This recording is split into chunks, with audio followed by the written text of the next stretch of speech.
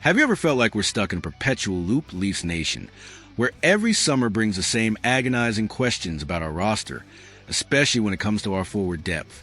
Are we ever going to stop playing musical chairs with our bottom six? Or are we doomed to endlessly speculate about who's next on the chopping block, never quite finding that perfect, stable combination? It's a question that gnaws at you, isn't it? Because right now, as the dust settles on another offseason, the spotlight is glaringly bright on a young player who embodies so much of our hopes and frustrations, Nick Robertson. The rumors are swirling, the whispers are getting louder, and it begs the question: are the Maple Leafs finally ready to make the tough, perhaps even heartbreaking, decision to trade a promising young talent in pursuit of immediate roster clarity and cap flexibility? This isn't just about one player. It's about the very identity of our team, about the strategic choices that separate contenders from pretenders. While we're grappling with our own internal dilemmas, it's fascinating to see similar pressures playing out across the league, even with a powerhouse like the Colorado Avalanche and their defenseman, Samuel Girard. But make no mistake, for us, the immediate focus is squarely on Toronto, on the delicate balance between potential and practicality, and on the difficult decisions that define a championship-caliber roster.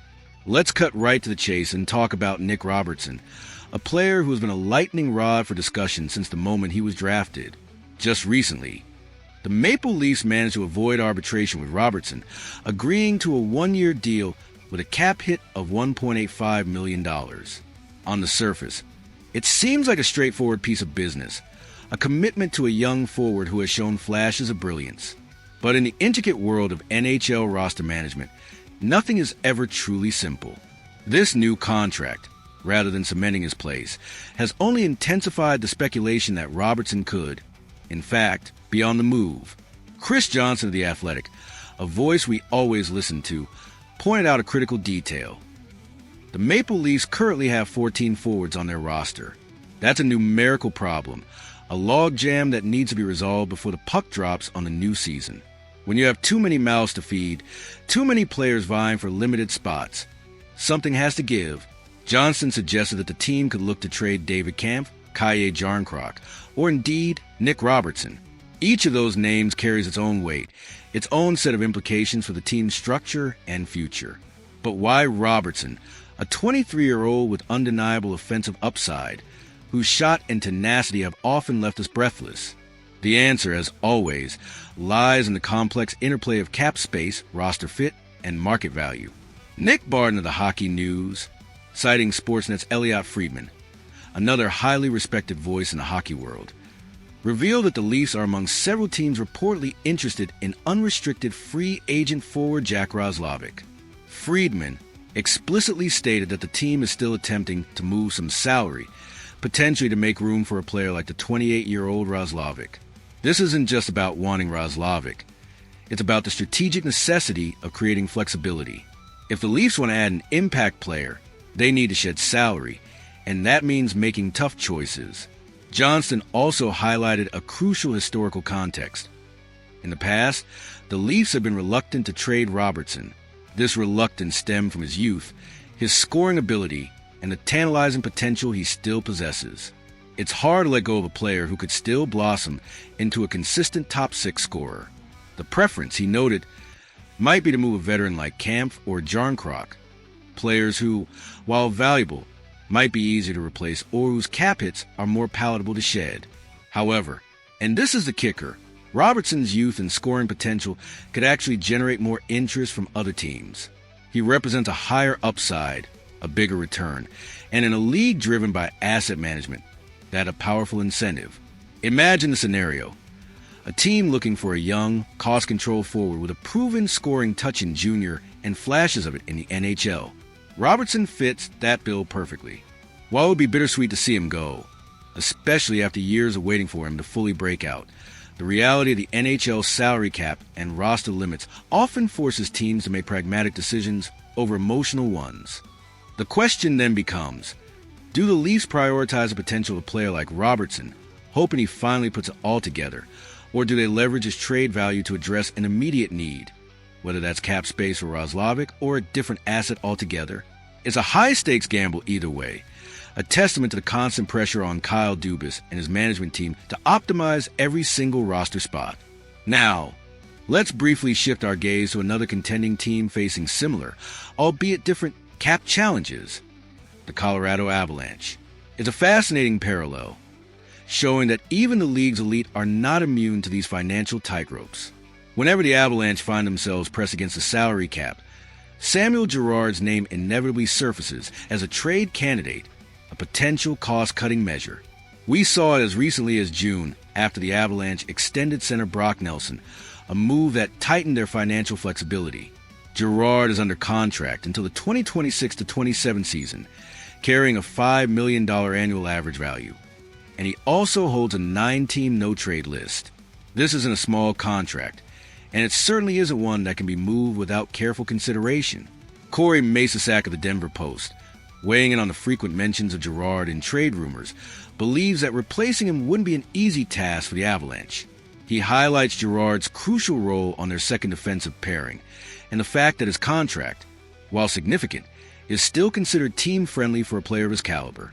He's a puck-moving defenseman who contributes offensively and transitions the play effectively, making him a valuable asset. However, R.F. Dean of Colorado Hockey now offers a contrasting perspective, suggesting that Girard could indeed be put on the trade block at some point. Dean points to several factors: the Avalanche's unsuccessful attempt to retain trade deadline acquisition Ryan Lindgren, the addition of veteran Brent Burns, and a noticeable decrease in Girard's ice time during the 2025 playoffs. These are all indicators that his role might be diminishing, or at least becoming less central to the AVS plans. Dean doesn't see the Avalanche paying $5 million annually for a defenseman who might be relegated to a third pairing role. If his ice time and responsibilities are shrinking, then his cap hit becomes a much heavier burden, making him a prime candidate for a move to free up resources. Currently, the Avalanche have over $3.3 million in cap space for the 2025-26 season, with 22 players under contract. They're not in an immediate, desperate rush to shed salary. But, and this is the crucial caveat, that situation could change rapidly if an opportunity arises to improve the roster in another position. This mirrors the Leafs situation with Roslovic. Sometimes you need to create space to seize a bigger opportunity. It's a testament to the constant dynamic nature of NHL roster construction, where every team, regardless of success, is perpetually looking for ways to gain an edge.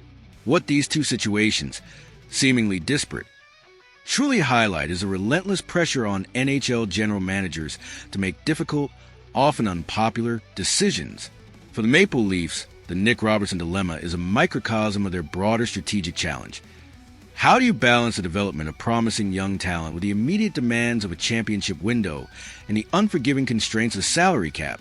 Do you hold on to a player like Robertson, hoping he finally reaches his full potential and becomes an integral part of the core, or do you recognize that his value might be higher as a trade chip, allow you to acquire a more established piece, or create the necessary cap flexibility for another target? The decision regarding Robertson isn't just about one player. It's about the kind of team the Maple Leafs want to be. Are we a team that prioritizes proven veterans, even if it means moving on from high-potential youth? Or do we continue to bet on our prospects, even when the immediate fit isn't perfect? The answer will define our roster, our cap structure, and ultimately, our path forward. The constant churn of names, the endless speculation, it's all part of the high-stakes game of building a Stanley Cup contender. And as fans, we're left to wonder, to hope, and to debate every single move. So, Leafs Nation, the stage is set for some potentially significant roster adjustments. The question of Nick Robertson's future isn't just a rumor. It's a strategic crossroads for our team. Will we see him blossom elsewhere, or will the Leafs find a way to integrate his talent while still making the necessary moves to improve? What do you think is the smartest play here? Should the Leafs hold on to Robertson, or is it time to leverage his trade value to bring in a different piece? Perhaps even Jack Roslovic? Let me know your thoughts, your frustrations, and your hopes in the comments below. Hit that like button if you're ready for the Leafs to make some bold, impactful moves. And don't forget to subscribe so you stay on top of all the latest news and analysis from your favorite team. Let's keep this conversation going, because these are the decisions that will shape our future.